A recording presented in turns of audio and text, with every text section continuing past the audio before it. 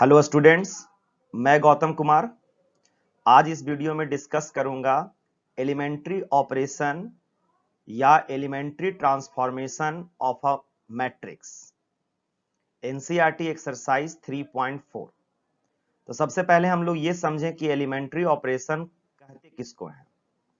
तो किसी भी मैट्रिक्स में एलिमेंट्री ऑपरेशन जो है वो टोटल 6 है, जिसमें 3 रो के लिए और 3 कॉलम्स के लिए, यानी 3 ऑपरेशन और सिमिलर ऑपरेशन जो रो के लिए होगा वही सिमिलर ऑपरेशंस हम लोग कॉलम के लिए करेंगे। तो सबसे पहला ऑपरेशन अगर देखा जाए तो सबसे पहला ऑपरेशन हमारा है कि अगर हम किसी दो रो को अगर आपस में इंटरचेंज करें या किसी दो कॉलम को आपस में इंटरचेंज करें तो ये मेरा पहला एलिमेंट्री ऑपरेशन होगा।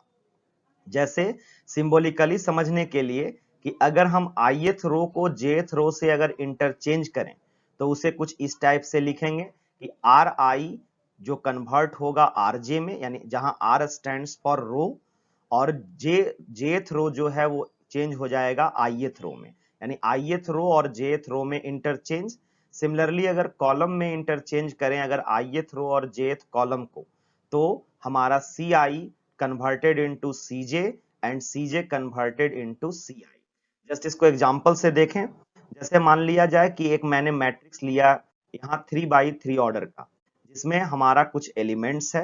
अब अगर यहाँ पर अगर हम R1 को R2 से इंटरचेंज करें, यानी R1 और R2 में अगर इंटरचेंज किया जाए, मतलब फर्स्ट रो और सेकेंड रो को अगर आपस में इंटरचेंज करेंगे तो ये मैट्रिक्स A जो होगा वो किसी अनदर मैट्रिक्स जैसा हो जाएगा। यानी मान लिया कि वो मैट्रिक्स बी है, जहां पर हमारा पहला रो हमारा 176, जो कि अब हमारा सेकेंड रो बनेगा 176, और जो हमारा दूसरा रो था, यानी कि हम लोग यहाँ इंटरचेंजिंग कर रहे हैं कि फर्स्ट रो को हम कन्वर्ट कर दिए सेकेंड रो में और सेकेंड रो को बना दिए हम लोग फर्स्ट रो।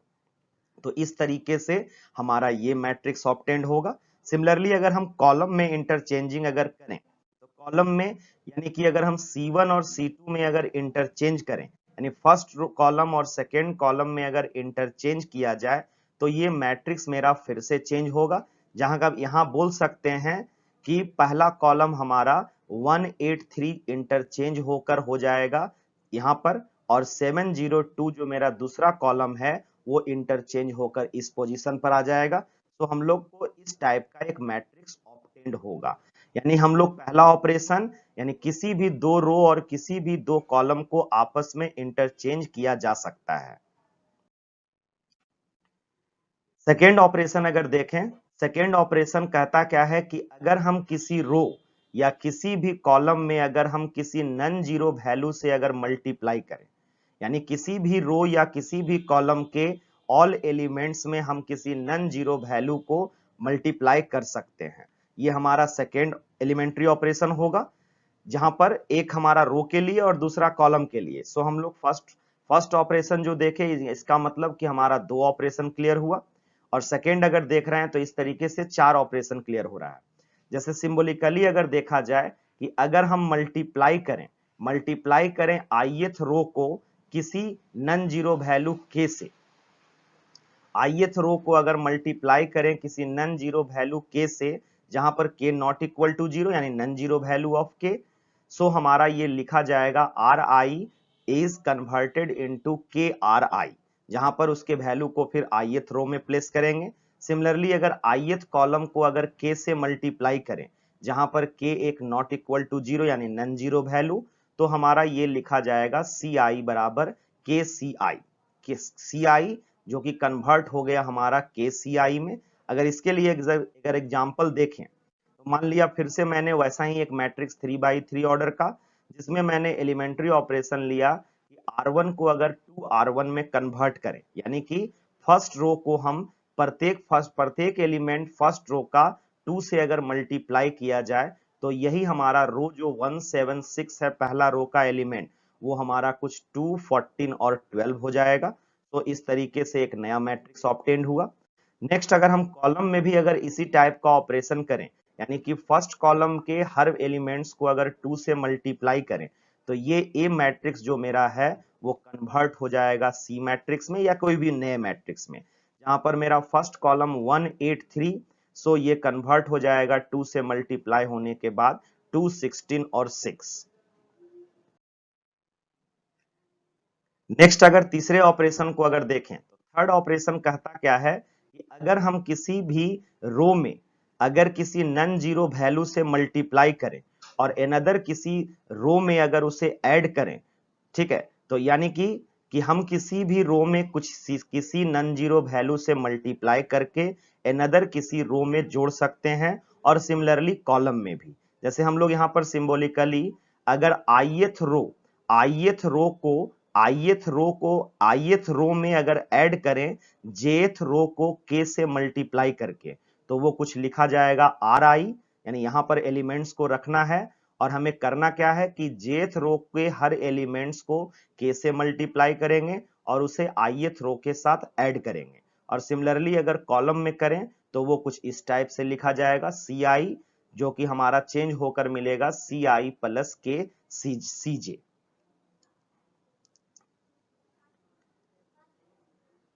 इसके एग्जाम्पल्स को अगर हम लोग देखें,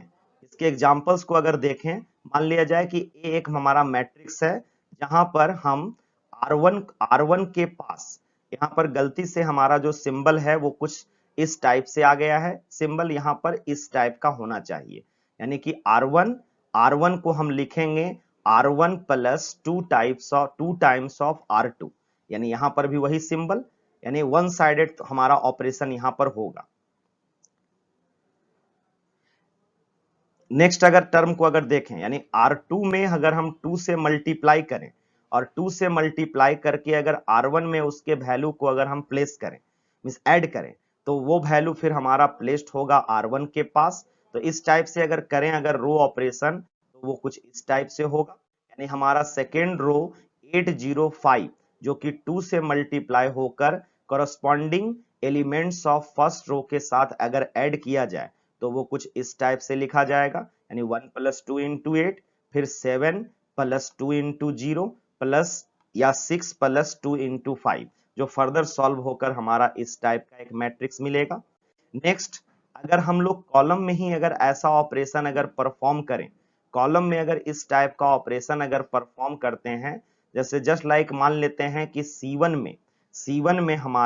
C1 में ऐड किया जा रहा है 2 टाइम्स ऑफ C2, यानी कॉलम 2 के हर एलिमेंट्स को 2 से मल्टीप्लाई करना है और उसे हमें C1 के साथ ऐड करना है और उसके वैल्यू को हम लोग प्लेस करेंगे C1 के पास। तो सिमिलर जैसा रो में हम लोगों ने किया, इसे फिर से अगर ऐड करेंगे तो फिर से हमारा एक नया मैट्रिक्स ऑब्टेन होगा।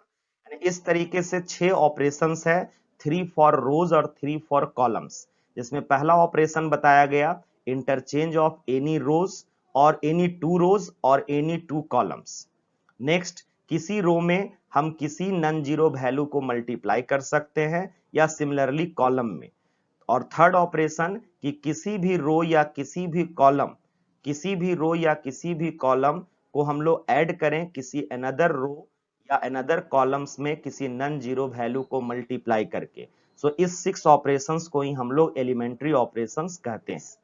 अगर कोई ए स्क्वायर मैट्रिक्स है इन ऑर्डर का तो उसे इन्वर्टिबल मैट्रिक्स हम तब कहेंगे जब एक स्क्वायर मैट्रिक्स बी उसी सेम ऑर्डर का जिस ऑर्डर का ए मैट्रिक्स है, तो सच दैट ए बी यानी प्रोडक्ट ए बी और प्रोडक्ट बी ए अगर एक आइडेंटिटी मैट्रिक्स को अगर रिप्रेजेंट करे, आइडेंटिटी मैट्रिक्स या उसी को यूनिट मैट्रिक्स कह रहे हैं, तो हम लोग कहेंगे कि ए मैट्रिक्स का इनवर्स जो है वो बी मैट्रिक्स होगा, यानी मैट्रिक्स बी को ए मैट्रिक्स का इनवर्स कहेंगे और उसे रिप्रेजेंट करेंगे कुछ ए का पावर -1 के जैसा, यानी ए इनवर्स का ये रिप्रेजेंटेशन हुआ। 2x2 ऑर्डर का मैट्रिक्स लिए और एक मैट्रिक्स बी। अब अगर इन दोनों को देखें कि इसमें से बी मैट्रिक्स क्या ए का इनवर्स है कि नहीं, तो सबसे पहले प्रोडक्ट ए बी फाइंड करें। ए बी का अगर प्रोडक्ट फाइंड करें तो ये पिछले टॉपिक से ही रिलेटेड, यानी सेकेंड लेक्चर से रिलेटेड, मल्टीप्लीकेशन ऑफ 2 मैट्रिसेस। फिर से अगर इसे मल्टीप्लाई किया जाए तो मल्टीप्लाई करने के बाद ये रियली में हमारा एक आइडेंटिटी मैट्रिक्स आ रहा है और उसी ऑर्डर का जिस ऑर्डर में ए और बी मैट्रिक्स था। सो हम लोग ए बी बराबर आइडेंटिटी मैट्रिक्स या प्रोडक्ट बी ए को अगर फाइंड करें और फिर से सिमिलरली अगर प्रोडक्ट करें तो हमारा फिर से ये एक आइडेंटिटी मैट्रिक्स है। अगर मल्टीप्लिकेशन में अगर कुछ प्रॉब्लम हो तो आप हमारे सेकेंड लेक्चर्स को देख सकते हैं। सो हमारा ए बी और बी ए दोनों ही आइडेंटिटी मैट्रिक्स है सेम ऑर्डर का, तो हम कह सकते हैं कि बी मैट्रिक्स जो है वो ए मैट्रिक्स का इनवर्स है, या सिमिलरली हम कह सकते हैं कि ए मैट्रिक्स जो है वो बी मैट्रिक्स का इनवर्स होगा। यानी अगर बी अगर ए का इनवर्स है तो ए जो होगा वो हमारा बी का इनवर्स होगा। जैसे B is the inverse of A, then A is inverse of, then A is inverse of B, जो यहां पर छूट गया, यहां पर होना चाहिए कि A is also the inverse of matrix B। या सिमिलरली अगर हम कहें कि किसी भी मैट्रिक्स का या किसी भी स्क्वायर मैट्रिक्स का और स्क्वायर मैट्रिक्स का ही इनवर्स फाइंड हो सकता है, ये हमारे डेफिनेशन में ही क्लियर है। यानी किसी भी स्क्वायर मैट्रिक्स का जो इनवर्स होगा अगर वो एग्जिस्ट करता है तो वो हमेशा एक यूनिक वैल्यू होगा। Next, inverse of a matrix by elementary operation हम किस तरीके से फाइंड करते हैं। तो पहले मान लेते हैं कि एक मैट्रिक्स है एक्स, ए एंड बी, तीन मैट्रिसेस है। जैसे उसको हम लोगों ने अरेंज किया एक्स बराबर ए बी, और सभी मैट्रिसेस सेम ऑर्डर का है, तो हम लोग अगर एलिमेंट्री रो ऑपरेशन अगर अप्लाई करें एक्स बराबर ए बी पर, तो जहां पर हमारा अगर हम एक्स पर अगर एक्स मैट्रिक्स पर अगर रो ऑपरेशन अप्लाई करें तो ए बी मैट्रिक्स में जो प्रोडक्ट ए बी है उसका पहला मैट्रिक्स ए जो होगा उस पर भी हम लोग साइमल्टेनियसली तरीके से रो ऑपरेशंस को अप्लाई करेंगे। सिमिलरली अगर हम कॉलम ऑपरेशंस को अगर देखें तो एक्स बराबर ए बी, तो एक्स पर अगर जो कॉलम ऑपरेशन अप्लाई होगा वो हमारा बी मैट्रिक्स यानी सेकेंड मैट्रिक्स पर अप्लाई होगा, जो हमारे राइट हैंड साइड में लिखा हुआ है। ए इनवर्स हम लोग एलिमेंट्री रो ऑपरेशन से किस तरीके से फाइंड करेंगे, तो सबसे पहला स्टेप कि ए बराबर हम आई लिखेंगे, जहां पर आई एक आइडेंटिटी मैट्रिक्स है, और इसके बाद ए मैट्रिक्स में हम सीक्वेंस तरीके से रो ऑपरेशंस को परफॉर्म करेंगे, तब तक परफॉर्म करेंगे जब तक ए मेरा आई में कन्वर्ट नहीं हो जाए। अब जब ए आई में कन्वर्ट होगा तो आई में भी ऑपरेशन होता रहेगा, जैसा हम लोगों ने इधर के पॉइंट में हम लोगों ने देखा कि रो ऑपरेशन के लिए कुछ इस तरीके से और कॉलम ऑपरेशंस के लिए कुछ इस तरीके से। तो और जहां पर ये बी मैट्रिक्स जो न्यू मैट्रिक्स ऑब्टेन्ड हुआ वो उस ए मैट्रिक्स का इनवर्स कहा जाएगा। सिमिलरली अगर हम कॉलम ऑपरेशन अगर परफॉर्म करें तो वहां पर हमारा ए बराबर ए आई होगा, यानी पहला स्टेप ए बराबर ए आई लिखेंगे। इसके बाद ए को हम लोग कन्वर्ट करेंगे कॉलम ऑपरेशन परफॉर्म करके, जब तक परफॉर्म करते जाएंगे जब तक ए आई में कन्वर्ट नहीं हो। तो उसी तरीके से राइट हैंड साइड में अगर ऑपरेशन किया जाए तो आई भी किसी ना किसी मैट्रिक्स में कन्वर्ट होगा। तो मान लिया कि वो मैट्रिक्स हमारा बी बना, और वो बी मैट्रिक्स हमारा ए मैट्रिक्स का इनवर्स कहा जाएगा। यानी हम लोग कहें अगर ऐसे कि एलिमेंट्री रो ऑपरेशंस में हम ए बराबर आई ए लिखेंगे और उसे कन्वर्ट करेंगे आई बराबर ए इनवर्स इनटू ए, जहां पर हमारा ए कन्वर्ट होगा आई में और आई कन्वर्ट हो जाएगा ए इनवर्स में। सिमिलरली एलिमेंट्री कॉलम ऑपरेशन में ए कन्वर्ट होगा आई में तो आई कन्वर्ट हो जाएगा हमारा ए इनवर्स में। यानी ए बराबर आई ए और ए बराबर ए आई हमारा अलग अलग ऑपरेशंस में लिखने का ढंग होगा, जैसा हम लोग ने पहले दो पॉइंट में हम लोगों ने देखा कि रो ऑपरेशन और कॉलम ऑपरेशन दोनों में हम लोग डिफरेंट तरीके से टर्म को लिखेंगे, और फर्स्ट मैट्रिक्स में उसे अप्लाई किया जाए राइट हैंड साइड के या सेकेंड मैट्रिक्स पर, उस टर्म के बारे में हम लोगों को ध्यान रखना है। साथ साथ में एक पॉइंट हम लोग को ध्यान में रखना है कि अगर हम कोई भी रो ऑपरेशन या कॉलम ऑपरेशन अगर परफॉर्म कर रहे हैं और अगर किसी भी रो या किसी भी कॉलम का ऑल एलिमेंट्स या एक से ज्यादा अगर जीरो के बराबर हो जाए, यानी ऑल एलिमेंट्स अगर जीरोज हो जाए, तो कहा जाएगा कि उस मैट्रिक्स का ए इनवर्स फाइंड आउट करना पॉसिबल नहीं है, यानी ए इनवर्स एग्जिस्ट वहां नहीं करेगा। एनसीईआरटी एक्सरसाइज 3.4, जितना भी हम लोगों ने थ्योरी यहां देखा उतने ही थ्योरी के इस्तेमाल से हमारा inverse of matrix find out होगा। तो सबसे पहला हमारा क्वेश्चन दिया हुआ है, क्वेश्चन यहां दिया हुआ है कि एलिमेंट्री ट्रांसफॉर्मेशन या ऑपरेशन का इस्तेमाल करके गिवन सभी मैट्रिक्स का इनवर्स ऑब्टेन कीजिए। ठीक है, जिसमें पहला क्वेश्चन हमारा, जिसको हम लोग ए मैट्रिक्स से रिप्रेजेंट करते जा रहे हैं, यानी हम किसी भी मैट्रिक्स किसी भी सिंबल से उसे रिप्रेजेंट कर सकते हैं। तो हम लोगों ने यहाँ पर ए मैट्रिक्स माना। नेक्स्ट अगर हम लोग अगर एलिमेंट्री रो ऑपरेशन के बारे में अगर इसमें सोचें, तो एलिमेंट्री रो ऑपरेशन में मेरा पहला स्टेप ए बराबर आई लिखना होगा। अगर हम कॉलम ऑपरेशन अगर सोचते तो यहाँ पर ए बराबर ए आई होता, और हमारा किसी भी मैट्रिक्स का इनवर्स जो है वो यूनिक वैल्यू होगा अगर वो एग्जिस्ट करता है। तो हम एलिमेंट्री रो ऑपरेशन परफॉर्म करें या कॉलम ऑपरेशन, दोनों में सिमिलर रिजल्ट ही आने वाला है। सो हम लोग यहाँ पर परफॉर्म कर रहे हैं एलिमेंट्री रो ऑपरेशन। तो ए बराबर आई है, और हमारा टारगेट है कि ए को हम कन्वर्ट करेंगे आई में, और आई अपने आप कोई ना कोई मैट्रिक्स में चेंज होगा sequence of row operation perform करने के बाद। तो सभी के वैल्यू को अगर हम लोग पुट करें तो ए बराबर आई ए, जहां पर ए लिखा जा रहा है कि दोनों तरफ इक्वलिटी मेंटेन हो, यानी मैट्रिक्स के मल्टीप्लिकेशंस का वैलिडिटी हो, इसके लिए हम लोग ए को यहां पर प्लेस करते जा रहे हैं।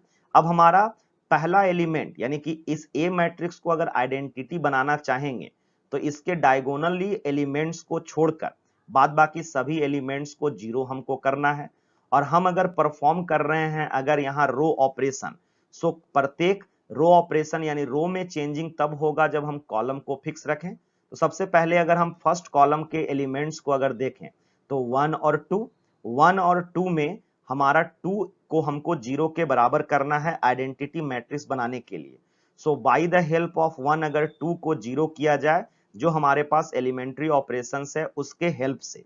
सो अगर हम 2 को 0 करना अगर चाहें तो थर्ड नंबर एलिमेंट्री ऑपरेशन कि अगर 1 को अगर हम 2 से मल्टीप्लाई करें और 2 के साथ अगर उसे सब्ट्रैक्ट कर दें, सो हमारा R2 जो होगा, R2 यहाँ पर हमेशा वन साइडेड एरो होना चाहिए था।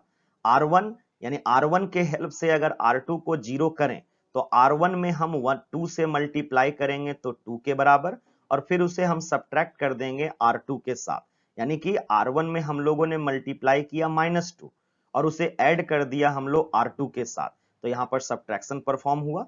अब अगर यही जो इक्वेशंस यहाँ पर फॉर्मेशन किया गया, अब हम लोग इंटायर हर कॉलम में इस टर्म को हम लोग यूज करेंगे।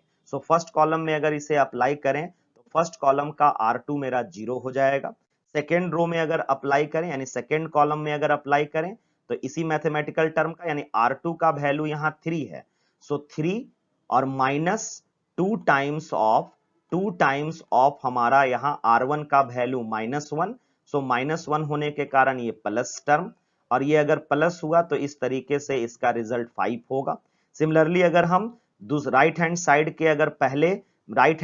के पहले मैट्रिक्स यानी आइडेंटिटी मैट्रिक्स में अगर फर्स्ट कॉलम में अगर अप्लाई करें तो इस तरीके से हमारा R2 -2 और ये हमारा 1 के बराबर होगा। यानी हम लोग पहला एलिमेंट्री ऑपरेशन परफॉर्म किए जिसके हेल्प से हमारा R2 का एक एलिमेंट्स हमारा 0 के बराबर हुआ। अब नेक्स्ट हमारा देखना है कि अगर हम इस 1 को अगर 0 करना चाहें, -1 को 5 के मदद से, तो हम लोग यहाँ पर 5 को अगर 1/5 से मल्टीप्लाई करें और फिर उसे ऐड कर दें R1 के साथ, तो ये -1 भी हमारा 0 हो जाएगा। सो अगर वैसा ही ऑपरेशन अगर पूरे इंटायर कॉलम्स में अगर किया जाए यानी सभी कॉलम्स में, तो हमारा ये पहला कॉलम तो एज इट इज रहेगा, यानी 0 के साथ कुछ भी ऑपरेशन करें 1 का 1 ही रहेगा। सेकेंड कॉलम का फर्स्ट रो हमारा 0 के बराबर, और हम लोग जो भी चेंजिंग कर रहे हैं वो फर्स्ट रो में, तो इस तरीके से 1 -2 टाइम्स 2 इंटू 1/5, सो सॉल्व होकर 3/5, और सिमिलरली 0 कन्वर्ट हो जाएगा 1/5 में। अब हमारा डायगोनली एलिमेंट्स को छोड़कर बाद बाकी सभी एलिमेंट्स 0 है। अब यूनिट मैट्रिक्स या आइडेंटिटी मैट्रिक्स बनने के लिए हमारा डायगोनली एलिमेंट्स हमेशा 1 के बराबर होना चाहिए।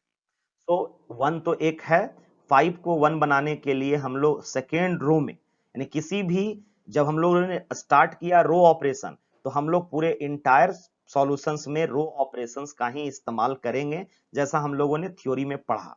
सो 5 को 1 बनाने के लिए सेकेंड रो को 1/5 से मल्टीप्लाई करें। 1/5 से अगर मल्टीप्लाई करेंगे सेकेंड रो को, तो ये हमारा कन्वर्ट हो जाएगा आइडेंटिटी मैट्रिक्स में, और राइट हैंड साइड भी कुछ इस टाइप का चेंजिंग होगा, यानी -2 मल्टीप्लाइड बाई 1/5 तो -2/5, 1 मल्टीप्लाइड बाई 1/5 तो 1/5। अब इस तरीके से लेफ्ट हैंड साइड अगर आइडेंटिटी मैट्रिक्स है और ये हमारा ए, तो ऑब्वियसली यही बी मैट्रिक्स मिला, और बी मैट्रिक्स जो है वो ए मैट्रिक्स का इनवर्स है।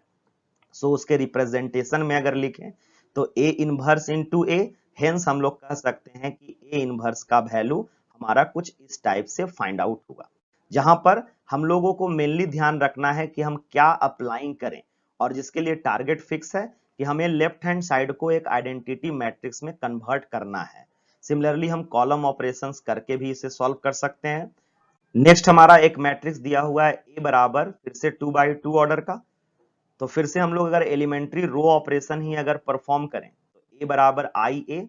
अब सभी के वैल्यू को अगर यहां पर प्लेस करें, अब हमारा टारगेट है कि हम लेफ्ट हैंड साइड को आइडेंटिटी मैट्रिक्स के बराबर करेंगे। तो हमारा टारगेट एक प्रत्येक प्रत्येक रो ऑपरेशंस जो अप्लाई होगा वो सिंगल कॉलम पर। तो अगर हम फर्स्ट कॉलम पर अगर अप्लाई करें एलिमेंट्री रो ऑपरेशन, जिसमें हम लोगों को टारगेट है कि इस 1 को 0 के बराबर करना है। सो 1 को 0 करेंगे हम लोग 2 के हेल्प से।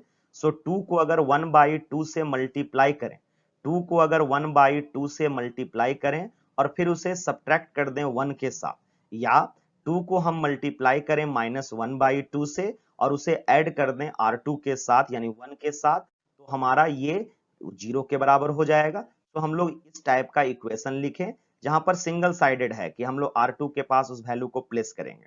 अब यहां पर हमें ये इक्वेशन का इस्तेमाल हमको सभी कॉलम्स में करना है। अगर सभी कॉलम्स में अगर ऑपरेशन करें तो वो कुछ इस टाइप से ऑब्टेंड होगा, यानी कैलकुलेशन कर कर हम लोगों को सभी कॉलम इस टाइप से मिलता जाएगा, उसके R2 में सिर्फ चेंजिंग है। सिमिलरली अब अगर हम इस 1 को अगर टारगेट लें यानी सेकेंड कॉलम में इस 1 को 0 के बराबर करना है 1/2 के हेल्प से। सो 1/2 को अगर 2 से मल्टीप्लाई करें और उसे सब्ट्रैक्ट कर दें R1 यानी 1 में, तो ये 0 के बराबर होगा। तो उसके लिए पहले हम लोगों ने इक्वेशन लिखा। अब अगर ये इसी इक्वेशन का इस्तेमाल अगर हम इंटायर कॉलम में अगर करें तो हमारा मैट्रिक्स कुछ इस टाइप से होगा। अब यहाँ पर डायगोनली एलिमेंट्स को छोड़कर बाद बाकी सभी एलिमेंट्स 0 के बराबर है। अब आइडेंटिटी मैट्रिक्स बनने के लिए ये 2 को 1 बनना होगा और 1/2 को भी 1 के बराबर। सो 2 को अगर 1/2 से मल्टीप्लाई करें एलिमेंट्री ऑपरेशन के कारण, और 1/2 को अगर 2 से मल्टीप्लाई करें तो ये भी 1 के बराबर हो जाएगा।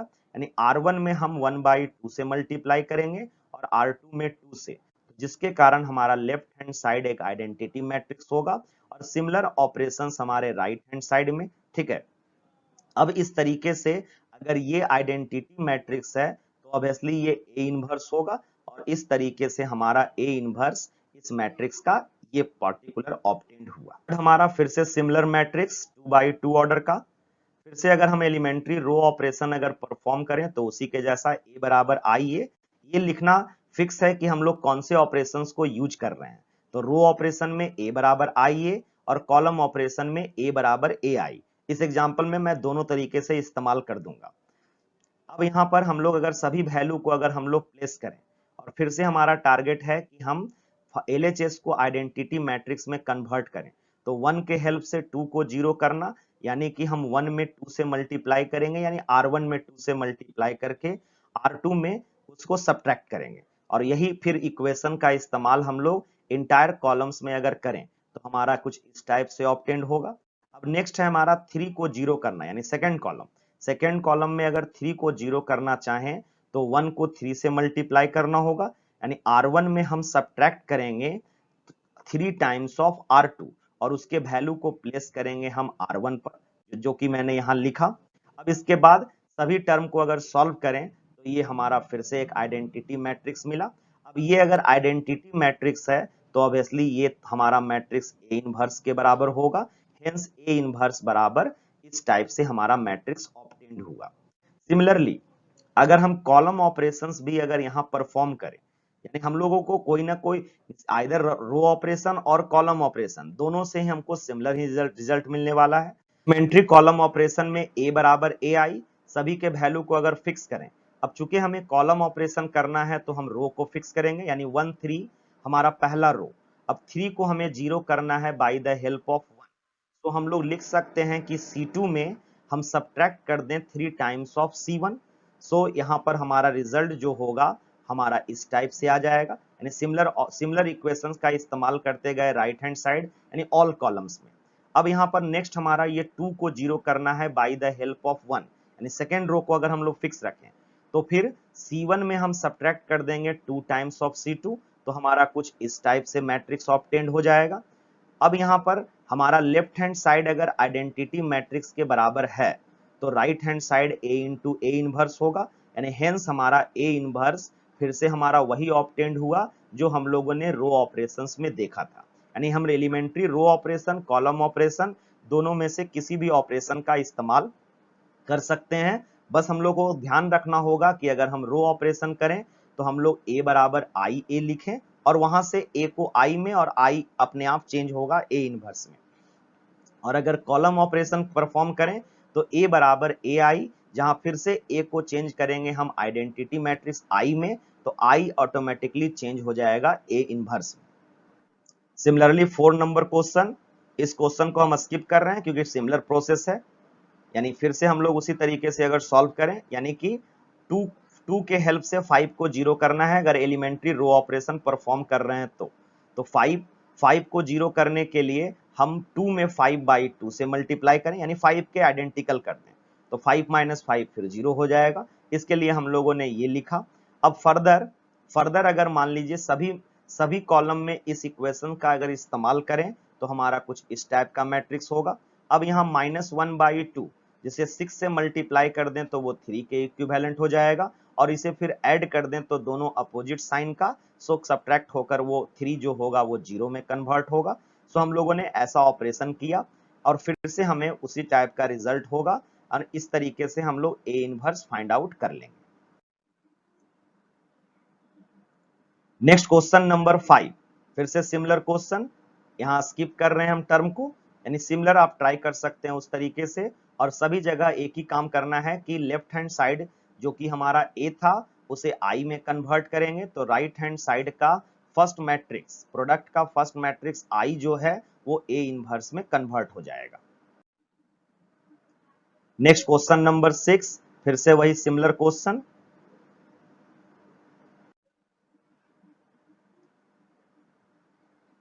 क्वेश्चन नंबर 7, फिर से हम लोग उसी तरीके से इसमें भी अप्लाई करें।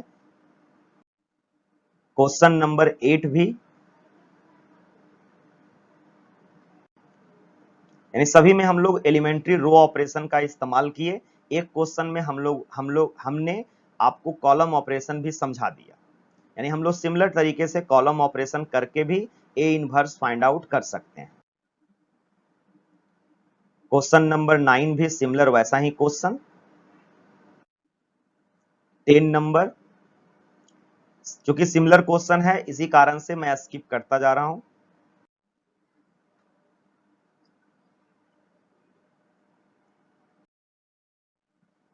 क्वेश्चन नंबर 12, फिर से यहां पर एलिमेंट्री रो ऑपरेशन, और ये क्वेश्चन दिया हुआ है A inverse does not exist का सिचुएशन हम कैसे देखेंगे।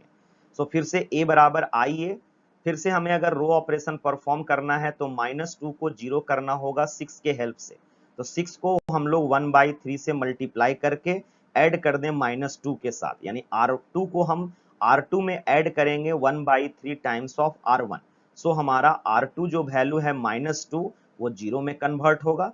लेकिन यहाँ एक सिचुएशन ऐसा हो रहा है कि 1 भी 0 के बराबर हुआ, तो मैंने जैसा बताया था कि अगर किसी भी रो, अगर हम रो ऑपरेशन कर रहे हैं तो अगर एक या एक से ज्यादा रो का ऑल एलिमेंट्स अगर 0 हो जाए, और अगर हम कॉलम ऑपरेशन कर रहे हैं तो कोई भी एक कॉलम या एक से ज्यादा कॉलम का ऑल एलिमेंट्स अगर 0 हो जाए तो ये बताता है हमें कि उस मैट्रिक्स का A इनवर्स एग्जिस्ट नहीं करेगा, और इस एलिमेंट्री ऑपरेशन से हम उसी मैट्रिक्स का इनवर्स निकाल सकते हैं जो हमारा एग्जिस्ट करता है। यानी यहाँ पर ये सिचुएशन हम लोग देख रहे हैं, या A इनवर्स अगर एग्जिस्ट नहीं करता है तो हम किसी भी ऑपरेशन से नहीं निकाल सकते हैं, लेकिन इसे पहचानने के लिए हम लोग कुछ इस तरीके का इस्तेमाल करते हैं। और यहाँ पर क्लियर दिख रहा होगा कि R2 का ऑल एलिमेंट्स जो है, यानी सेकेंड रो का ऑल एलिमेंट्स 0 के बराबर, सो इस मैट्रिक्स का ए इनवर्स एग्जिस्ट नहीं करेगा।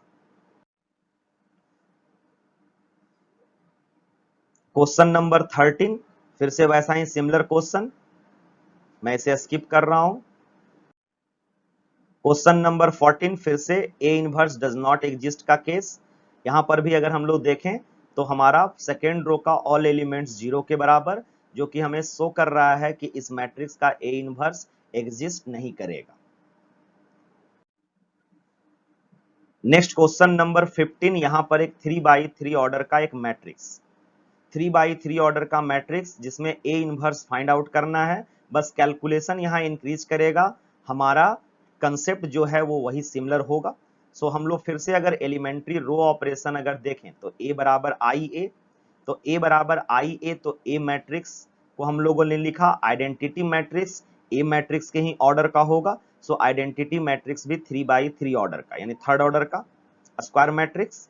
अब यहां पर हमें फर्स्ट कॉलम को अगर हम फिक्स रखें तो फर्स्ट कॉलम में अब हमें 2 और 3 दोनों को 0 के बराबर करना है। सो यहाँ पर दो दो एलिमेंट्री ऑपरेशन लिखा जाएगा, यानी 2 को 0 करना है, यानी सेकेंड रो को 0 करना है फर्स्ट रो की मदद से, तो R2 माइनस R1 कर दें, यानी जो कि मैंने यहाँ लिखा। और सिमिलरली 3 को 0 करना है 2 के हेल्प से, तो हम R3 में यानी 3 माइनस 3/2 टाइम्स ऑफ 2 कर दें, यानी R3 माइनस 3/2 इंटू R1। अब अगर फर्दर अगर इसे सॉल्व करें तो हमारा फर्स्ट कॉलम का दो एलिमेंट्स 0 हुआ। अब नेक्स्ट हमारा टारगेट है सेकेंड कॉलम, सेकेंड कॉलम में -3 और 5/2 को हमें 0 करना होगा, तो -3 और 5/2 को 0 करना होगा इस 5 के मदद से, यानी R2 के मदद से। तो R1 में हम ऑपरेशन लिख रहे हैं 3/5 टाइम्स ऑफ R2 को ऐड करेंगे R1 में। सो हमारा ये वैल्यू हो जाएगा फिर से -3 के +3 के बराबर, और वो ऐड होकर वो 0 के इक्विवेलेंट हो जाएगा। सिमिलरली अगर R2 में 1/2 गुना कर अगर हम सब्ट्रैक्ट कर दें 5/2 से यानी R3 से, तो वो भी वैल्यू 0 के बराबर होगा। यानी सेकेंड कॉलम में फर्स्ट रो और थर्ड रो को हम लोग 0 के बराबर करेंगे। तो फिर से अगर ऑपरेशन करें और वैसा ही similar operation right hand side में भी परफॉर्म कर रहे हैं, कैलकुलेशन आप कर सकते हैं।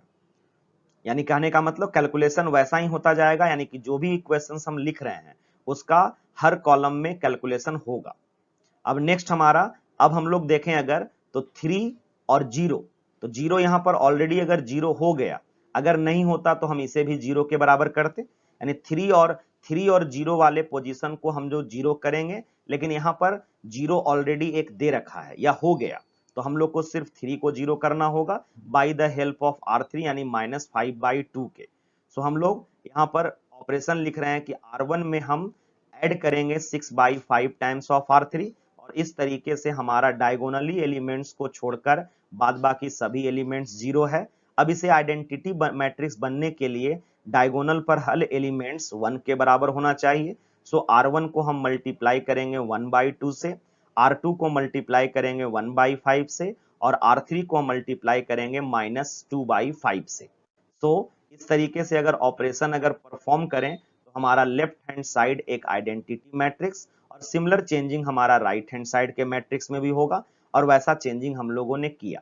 अब आइडेंटिटी मैट्रिक्स तो ए इनवर्स हो जाएगा ये मैट्रिक्स, तो हेंस इस तरीके से ए इनवर्स हमारा ये फाइंड आउट हुआ। क्वेश्चन जहां पर हमारा डायगोनली एलिमेंट्स में भी दो वैल्यू जीरोज है, लेकिन हमें इस पर कुछ सोचना नहीं है, क्योंकि अगर जैसे ही हम कॉलम ऑपरेशन पहले कॉलम में हम रो ऑपरेशन परफॉर्म करेंगे, ये वैल्यू ऑटोमेटिकली चेंज हो जाएगा। सो हम लोग फिर से फर्स्ट कॉलम को अगर फर्स्ट कॉलम को फिक्स रखें और उसके दो रो R2 और R3 को अगर 0 करें, तो 0 करेंगे तो ऑटोमेटिकली ये हमारा जो डायगोनली एलिमेंट्स जो 0 था वो कन्वर्ट हो गया 9 में, और माइनस जो 0 था वो कन्वर्ट हो गया 4 में। और फिर से अगर वही सिमिलर ऑपरेशन अगर परफॉर्म करते जाएं same as a 15 number question जैसा, तो इस तरीके से हमारा ए इनवर्स फाइंड आउट हो जाएगा कुछ इस तरीके से। एक सिमिलर क्वेश्चन जहां पर कुछ वैल्यू ऑलरेडी 0 दे रखा है, तो हम लोग अगर पहले 2 के हेल्प से अगर 5 को 0 करें तो 5/2 टाइम्स ऑफ 2 होगा, यानी R1 को हम मल्टीप्लाई करेंगे 5/2 से और सब्ट्रैक्ट कर देंगे R2 में, ठीक है। तो हमारा ये ऑपरेशन 1 ली, क्योंकि R3 तो ऑलरेडी 0 है, यानी एक सिंपल क्वेश्चन, यानी कैलकुलेशन को कम करने के लिए ऐसा 0 दिया जा सकता है। सिमिलर वैसा ही ऑपरेशन हम लोग राइट हैंड साइड में भी करेंगे, तो यानी R2 हमारा 0 -5/2 टाइम्स ऑफ 1, सो -5/2, यानी हम लोग लेफ्ट हैंड साइड और राइट हैंड साइड यानी ऑल कॉलम्स में हम लोग ये रो का ऑपरेशन परफॉर्म करेंगे। इस तरीके से सिमिलरली अगर इसे भी अगर परफॉर्म करें तो इस तरीके से हमारा ए इनवर्स ऑब्टेन्ड होगा। 18 नंबर क्वेश्चन एक डेफिनेशन से ही बेस्ट एक ऑब्जेक्टिव है कि ए और बी एक मैट्रिक्स है जो कि एक दूसरे का अगर इन्वर्स हो तो ये तभी संभव होगा। तो डेफिनेशन के अनुसार हमने बताया था कि ए और बी का प्रोडक्ट ए बी हो या बी ए हो, अगर वो आइडेंटिटी मैट्रिक्स को अगर रिप्रेजेंट करे यानी उसका प्रोडक्ट अगर आइडेंटिटी मैट्रिक्स के बराबर हो तो वो ए को हम कह सकते हैं बी का इन्वर्स और बी को कह सकते हैं ए का इन्वर्स। तो हमारा डी नंबर ऑप्शन करेक्ट होना चाहिए। ये डेफिनेशन से ही एक ऑब्जेक्टिव है, तो ऑप्शन डी यहाँ करेक्ट ऑप्शन होगा।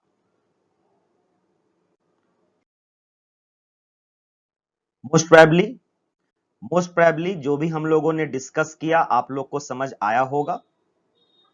Thank you.